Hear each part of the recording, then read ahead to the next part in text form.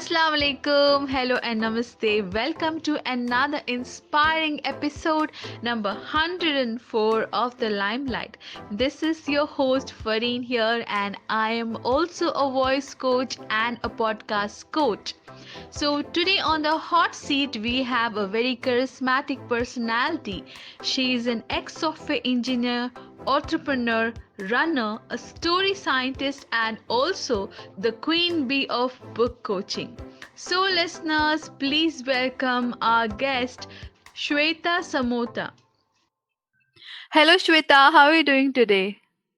Hey Farheen, hi, I'm doing fantastic. How about you? How are you? I am doing great, and I feel so nice to have you on my podcast. It's an honor to be here, actually. I've heard your podcast and they are amazing and you're doing a great job. So, actually, it's an honor and a privilege for me to be here on your podcast. Thank you so much. You're welcome, and same here. So, now before we talk about the books you have written, the journey you have been, Shweta, I would like you to tell our listeners about yourself. So, hello everyone who's listening to our podcast today. I'm Sweta Samota, Amazon best-selling author. People call me the story scientist and a queen bee of book coaching. So I've coached over 440 plus authors in their writing journey. I've authored 6 books so far. One is a technical book and 5 fictional books, and 3 more books are in pipeline. I've also been awarded as the Story Award by She the People TV, and I'm a marathoner and a change maker too. That's in brief about me. That's lovely. And Shweta, I pray that may God bless you and your family with all the health and happiness in life. Amen.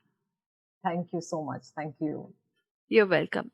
So now tell me what really inspired you from, being a software engineer to being a entrepreneur. I know, when people hear about me or read about me and they're like, Shweta, you had such an amazing software career. Okay. I've spent 12 years in the software industry. Mhm. And if you see my academics, okay, uh, I was fantastic. I am fantastic even now in whatever I do. So I was like geeky, nerdy, techie kind of person. Uh, if you see my 12th standard score, you would be amazed. I scored 100% in physics, chemistry, and mathematics. Wow. And I, and I was a topper in Maharashtra board. And I also, got or awarded by the Dhirubhai Ambani scholarship for my engineering. Mhm. So, 12 years in the software industry, and you'd be like, wow, you were almost like Shah Rukh Khan and Swades. Okay. Okay. High paying job, and everything that someone would dream for. Okay. Mhm. Very good family, everything was going super cool, like in a movie, everything is going great. But then inside I was not happy. Okay. I was not satisfied. Okay. And that's when I thought, no, this is not what I really want to do. And probably the reason was I come from a very traditional background, Mhm. uh, a joint family kind of background, where I was not allowed to wear jeans. I was not allowed to do something of my own, meaning I was always asked to conform to the society. And probably when Okay. I look back, I see that I scored 100% every time. I scored so high only because I didn't want anyone to tell me, you cannot study ahead, because no one from my family had taken science. Okay. Forget about, talking to friends over phone as well. Mhm. Uh, so that's the reason I took up engineering, because that's what everyone was doing. I was always conforming to the society. Okay. If you score very high, what exactly you take up? You take up either medicine or engineering, right? Right. Especially in India. People see you having a good status or career only when you're scoring high.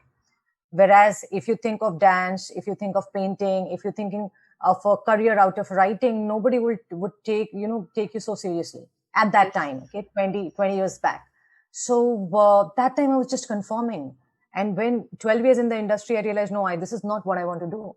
And that's when I thought, let me try startup. Okay, again, that was very fancy. Mhm. People were doing really cool startups, earning millions out of it. Okay, getting a lot of funding, Okay. That is 2010-12 time frame. Mm-hmm. And I quit my job, and I had the support of my husband. And we Mm-hmm. all, we both of us started with our first startup, Kiva Technologies. Although we were, hustling by the side with a lot of different ideas. And now this startup, our first idea that got into execution mode, but again, that didn't work out. That was like the first failure, big failure of my life. And I was pushed into depression, anxiety. I was not actually trained. My mind and my body was not trained to handle failures because I was always winning. Okay, so far. That's when I realized, shit, okay, I never knew how to handle failures. And for 1 year, it was like I was just lying down, I was on my bed watching that fan, and I was just crying for no reason. I was not able to handle one failure. Today, when I look back, I feel like, I was so stupid. Okay. Uh, how can I be so naive that I couldn't handle just one failure? Yeah, that's not end of world. But in India, it's like, it's a big thing. People don't score high in 12th and they commit suicide. Yeah. Uh, that time I was actually on the verge of doing that. Oh my And God. that's when I saw my daughter, when I saw my family, I was like, no, this is not the Shweta I am. I have to come out of this. Because being in that state is very, very easy. Okay? That's the easier path, crying all day. Okay. But getting up, okay, and again trying, that requires courage, and that requires bravery, and that requires a lot of commitment and hard work. And I thought that no, okay, I'm going to put that again and build something again. Mm-hmm. So, I was reading a lot of books. So when I was into that low phase, I started doing the things that I love to do. And reading is one thing that I always loved to do. In fact, in school also, I was called like a bookworm. And that time I hated that word bookworm. Everybody used to call me bookworm, not on my face, but at my back. Okay, she's a bookworm. But now, if anyone says, I would proudly actually label myself, yes, I am a bookworm. So that's how my journey of reading and running and writing started. Since I was really low, I took up to one physical activity, and running I found really, kind of redemptive. Okay, when I was running on the road, I felt really free. And that's how I started reading a book. So I was like on a reading marathon, one book a day, that kind of marathon, because I had nothing else to do and I didn't want to do. Okay. I had all the options open. I could go back to the job. People were ready to hire me because I was excellent in whatever I did. Mm-hmm. But I thought, no, I don't want to go back to job. I want to build something on my own, something, that identifies me. Okay. And I'm not identified with. So that's how my writing journey started, running journey started. And then since then, in 2016, I was so low, I was not even able to run a kilometer. And then in 2020, I did my first full marathon, 42.2 kilometers. In 2016, no books. I mean, just one academic book. And then in 2020, 5 books, a book coach, and several books in pipeline, and helping people to not only write, but also take fitness seriously. Mental health, physical health, they're all connected. And writing is like kind of, de-stressing, entertaining, and fits everything. So I think probably I found the puzzle pieces of my life because of that one failure, which is I'm so thankful to God for putting me in that situation. Because if I was successful, then I wouldn't have realized, what actually matters in life. And, I realized that time that money is not what I really, am looking for. Satisfaction, peace, and health and happiness. That's what everyone wants.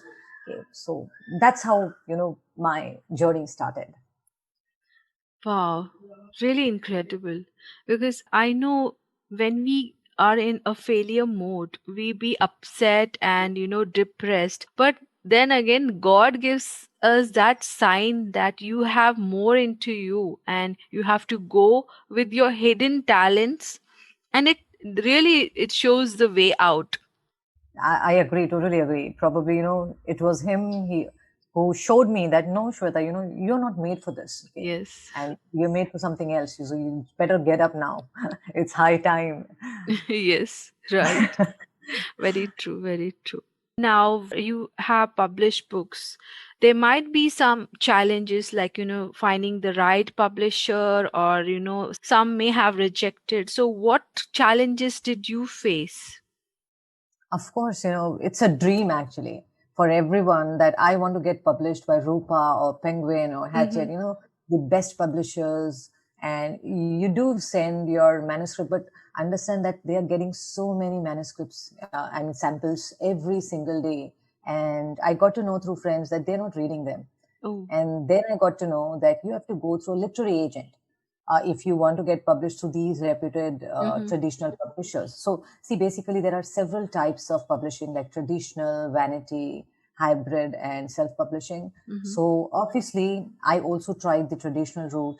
I did send my manuscript to literary agent, but then they took their own sweet time. Okay, maybe 3 months, 6 months, and if you don't hear from them, probably either they didn't read it or they didn't like it. Uh, Okay. Also, some traditional publishers asked me to pay. So we all have that notion that I will get the first royalty check when, advance royalty check when I sign this contract with a traditional publisher. But Mm-hmm. that's for people like Chetan Bhagat and Preeti Shenoy and, people who have established themselves as, authors now. But for Right. first time authors, it's always that you have to pay for that contract. You have to pay a few lakhs. So, Okay. that was busted. That was like, my balloon of expectation and dreams was burst when I got to know this thing when traditional publishers, reputed ones, they asked me for money. So when people think it's all about the content or the quality of the work, no, it's not about just that. It's also about how deep your pocket is. So also I saw the perspective that, see, I come from a business and startup background. I know being a first time author, it's the risk for them as well. And why would they invest in you when they don't know how the book is going to go and how you are good in marketing? Because see, publisher, they're going to publish, but the marketing side, you will have to handle it. So being first time, they don't know. And that is why they're just putting the risk back at you. So it's like you bootstrapping your own book. And I thought that, no, I don't want to spend so much. In spite of having it, I thought that let me spend that amount in marketing my book. Let me learn it because in the long run, it's going to help me more. So I didn't go with a traditional publisher. Then I didn't want to go to vanity publisher because Mm-hmm. vanity publisher is going to do the same thing. Meaning, vanity publisher is going to publish your book. You are going to pay them. Okay. So what is Okay. the main difference between traditional and vanity? Traditional publisher gives you retail distribution as well, Okay. whereas vanity publisher again will charge you more for that retail distribution. Oh. Otherwise, if you see in INR, Indian rupees, it would be 50,000 rupees for getting your book published in just Amazon and few other platforms, which actually people are not even visiting in India. Okay? I'm not talking about global audience, but Okay. if your target audience is Indian audience, then Amazon is where people are looking for books. Okay. Okay? At max Flipkart. But other platforms, very few people are actually exploring other platforms like iBooks or Google Books. Mm-hmm. So it's actually a waste of time and money to put your book on other platforms unless you are looking for global audience where 30% or 40% of your readers are on platforms like iBooks or Kobo. So then I realized that Amazon is where I want to put my books because in any case globally 81% of the readers are in Amazon. So Yeah. why not tap that bigger pie and spend all your energies to get a pie from 81% than wasting, I mean, dividing your energy for that other part. Okay, so Yes. I thought that this makes sense. And I realized since I can do it myself, vanity publishing, I don't have to spend even 50,000 for getting vanity published. Now, people run behind this tag that I got published through a publisher, whereas the general public, they don't know that they have paid for it. The notion that you are getting paid from the publisher is so wrong in the mindset of people. They don't have that awareness that no, okay, for first few books, you have to pay the publisher to get published, and probably you're not even getting any royalty. So also I see a problem with traditional and vanity publisher. There's no transparency. Uh, you have no way to identify and confirm that actually was there any sale of books or not. Uh, I Mm-hmm. have uh, I have friends who have switched from traditional to self-publishing because they saw that first thing, they don't get to know how many books are getting sold for a year. Okay, and Okay. then after the year has gone, then they get to know, okay, only 100 copies got sold, and that's like only $1,000 they're getting. So the royalty is also very low in traditional publishing. Okay, so everything, when I saw this firsthand through my friends, and they switching back because they saw the success, my success in self-publishing, they switching to self-publishing, that actually confirmed that I was on the right path. And I also saw a lot of indie authors. What are indie authors? They are self-published authors. Mm-hmm. They making most of the money on Amazon, and they are not the traditional publishers who are making the most. They are like indie authors are making the most on the Amazon KDP platform. So that's how my publishing journey also began. I decided to self-publish because the traditional publishers were either rejecting or they were charging too high to getting my books published. One publisher said that, Shweta, this is too risky because my fourth book, which is on the biography of Narendra Modi, talks a lot on RSS and BJP. And he said, no, we cannot publish it. We cannot take the risk. So I also saw that since they don't want to take the risk, let me publish it myself. I don't know the outcome, whether there'll be a furor or, some agitation, but then nothing of that sort happened. Mm-hmm. And it works well. I mean, the book is working well. Very nice. And because of these challenges, and again, I feel when you get rejected, you will surely find another way to go ahead and, win over it. True, true. Yes. Well, after all this serious talk, I have a fun segment for you. Okay. Okay. It is called the rapid fire round, and I will be asking you three random questions which you can answer in one word or a sentence. Okay. Great. Okay. Okay. So, my first question is the best gift you have ever received. Okay. um, yeah, my daughter, Wow, that's so beautiful. What's her name? Eva. Ifa. Cool. My daughter's name is Ifa. That's so nice. Yeah. Thank you. Okay. Now, if you were given a chance to meet a very famous personality, who would that be? Okay, Narendra Modi ji. I thought so. Okay, my last question is which is your one favorite color?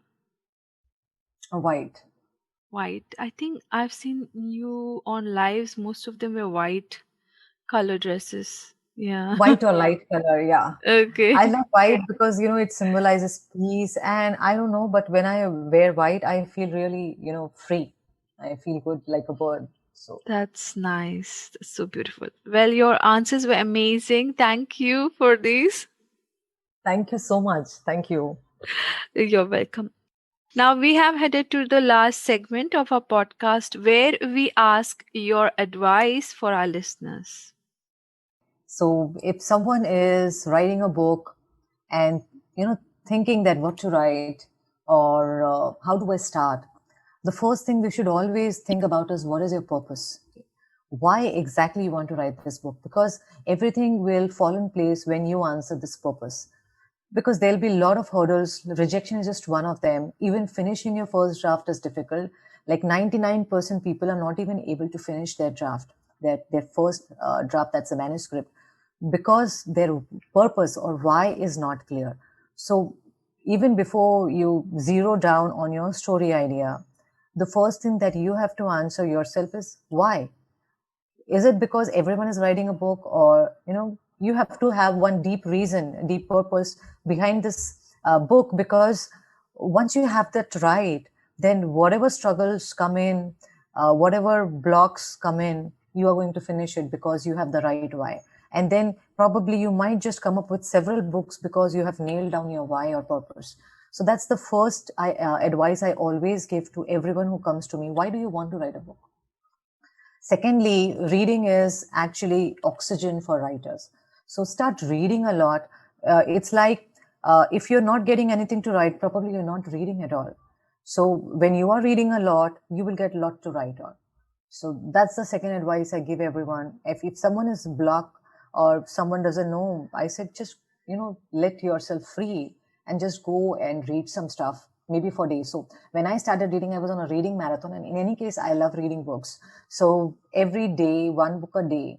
If not that, it's not possible. So maybe 15 minutes every day, at least, read that much. And you will see that suddenly you are exploding with ideas. So yeah, these are the two advice I want to give. Your purpose and read a lot. Of course, there are a lot of things that I can talk about on editing and getting your book right. You're nailing your idea.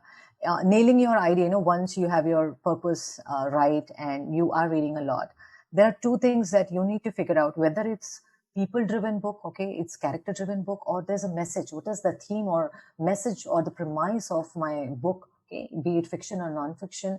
You have to nail that, because once you nail that, your ideas or whatever you're writing will be much clearer, because you have a bird eye view. Okay, this is the message I want to give, or my book is people driven, but through these characters, this is what I want to say through this book. Once you nail that, then you always have to outline. Don't just start pantsing. Just don't be an impulsive writer, because by impulse you may be able to start it, but by impulse you won't be able to finish it. So you have to have the right tools and techniques to actually go ahead and finish your manuscript. So follow that. Yeah, these are the advice I want to give to the readers and to everyone who's listening to this podcast. Wow, that was amazing. And I hope our listeners got value from those advice. Whoever wants to start writing or have their own book published, this is a podcast very, very important to go through, and you get lot of tips here. Shweta, I thank you so much for taking time and doing this podcast possible with us. My pleasure. Thank you so much for having me here. Thank you. You're welcome, dear. Okay, listeners, if you have liked this podcast, please click on the like button of the Limelight page. I will be also giving you details how you can connect with Sweta and her work. And also, this podcast will be published on Anchor, Spotify, Apple Podcasts, YouTube, Facebook, Instagram. Thank you for listening and have a great day ahead. Thank you, everyone. Thank you. Allah Hafiz.